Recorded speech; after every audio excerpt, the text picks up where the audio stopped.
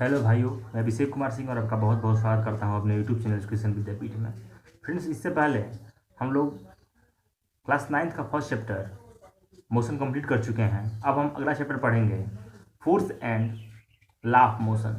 देखिए हमें क्या क्या पढ़ना है इसमें पढ़ना है हमें force, effect of force, balance and unbalanced force, Newton's law of motions, Newton's first law of motions, inertia, momentum, Newton's second law of motions, applications of Newton second law of motions, Newton's third law of motions और law of conservation of linear.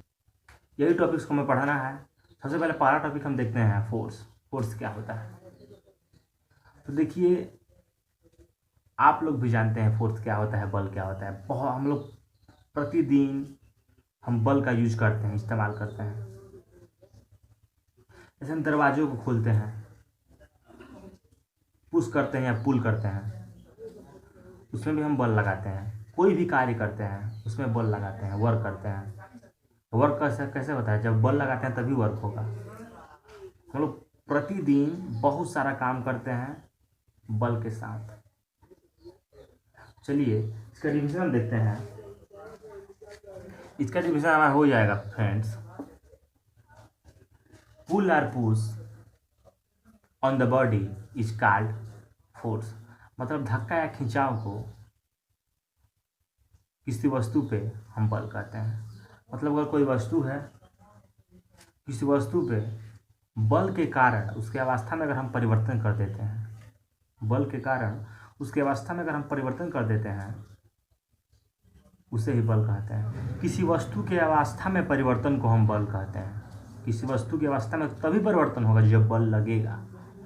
चलिए अब हम समझ लेते हैं effect of force. अब देखिए, force में हमारा दूसरा टॉपिक है इफेक्ट ऑफ फोर्स। अब बल के प्रभाव के कारण क्या क्या होता है हम समझ सकते हैं। आइए समझते हैं। पहला है force can move a stationary body. मतलब अगर कोई बॉडी रेस्ट पे है तो उसे गति की अवस्था में ला सकता है फोर्स के प्रभाव द्वारा। और कोई वस्तु रेस्ट पे है तो उसे गति की अवस्था में हम ला सकते हैं। दूसरा हमारा है force can change the direction of A motion of a moving body. Force क्या कर सकता है? बल के प्रभाव से कोई वस्तु के डायरेक्शन, दिशा को हम बदल सकते हैं।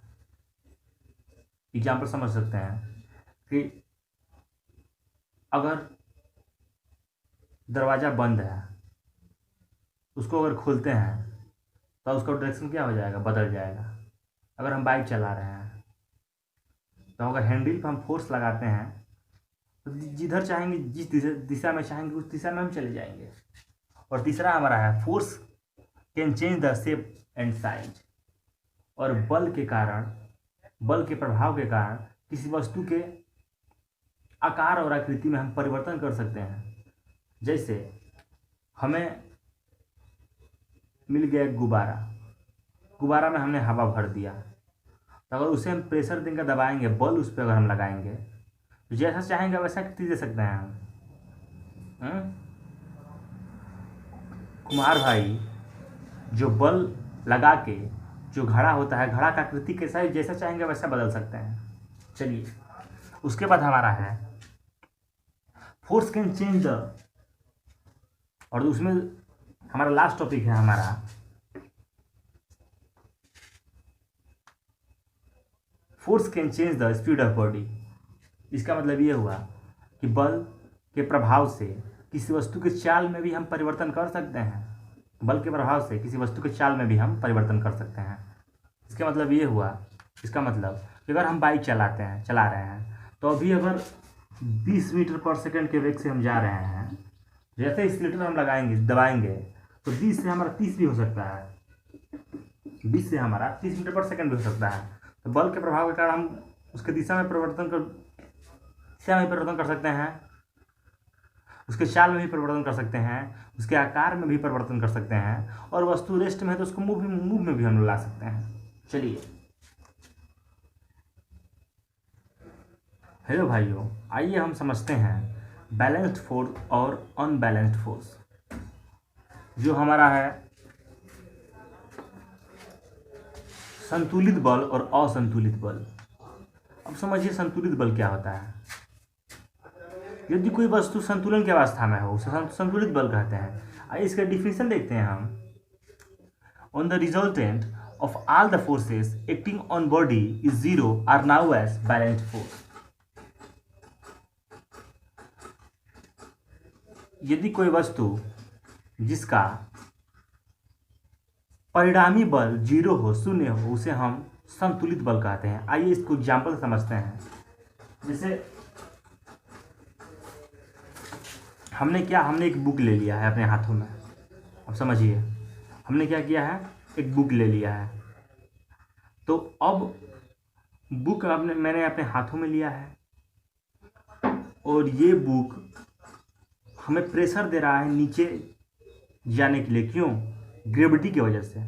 पृथ्वी अपनी बुक को नीचे खींच रही है, लेकिन हमारे हाथ की वजह से ये बुक संतुलन की अवस्था में है। तो जितना बल यह किताब हमारे हाथों पे लगा रहा है, उतना ही बल हमारा हाथ ये किताब पे लगा रहा है। तो समझिए कि अगर ये बुक अगर 5 न्यूटन का बल हमारे हाथ पे लगा रहा है, 5 न्यूटन का बल अगर हमारे हाथ पे लगा रहा है, ये बुक समझ जाइए, अगर 5 न्यूटन का बल ये हमारे हाथ पे लगा रहा है, तो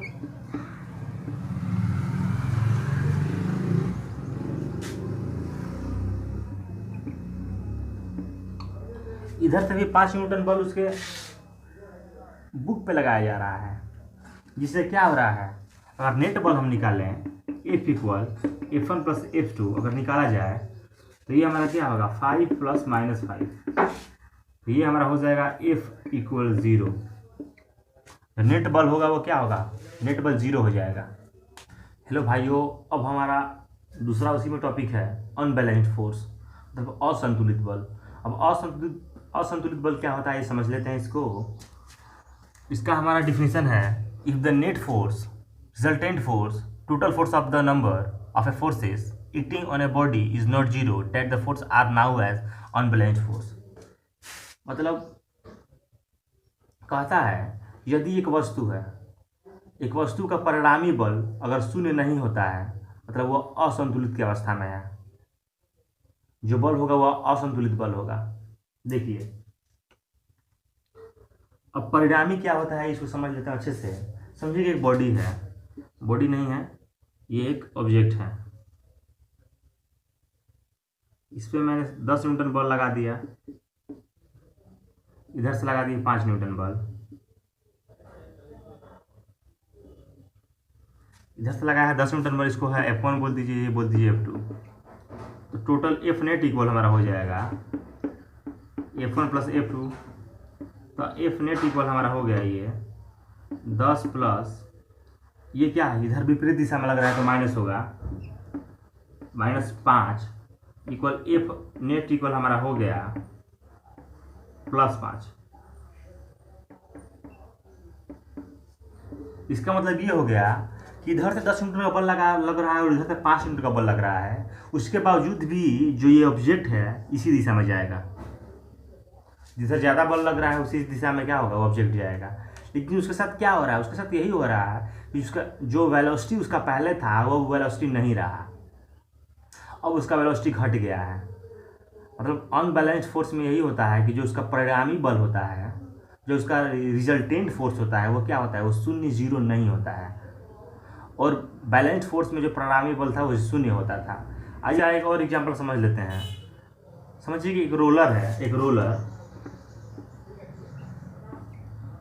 है जो स्वतंत्र रूप से क्या हो रहा है, स्वतंत्र रूप से डगर रहा है। एक रोलर, एक बच्चा उसको खींचने के लिए कोशिश कर रहा है कि उसको रोक दे, लेकिन रोलर को तो अकेले नहीं रोक पाएगा। मतलब जैसे वो फ्री रूप से, अगर स्वतंत्र रूप से वो रोलर डगर रहा था एक प्लेन सरफेस पे, तो क्या उसके बस अब और वो बच्चा क्या कर रहा है, उस बच्चा उसको रोकना चाहता है, उस पर बल लगा रहा है, तो बल तो वो लगा ही रहा है, लेकिन रोलर पर कोई प्रभाव नहीं पड़ रहा है, कम से कम प्रभाव पड़ रहा है, न्यूनतम प्रभाव पड़ रहा है। ऐसा क्या है, मैंने एक बुक ले लिया अपने हाथ में, समझिए कि मैंने ये मार्कर ले लिया हाथ में, तो मार्कर अभी संतुलन की अवस्था में है, और जैसे ही इसको हम छोड़ देंगे नीचे, तो क्या हो जाएगा, ये असंतुलन की अवस्था में हो जाएगा और नीचे गिर जाएगा पृथ्वी के गुरुत्वाकर्षण बल के कारण।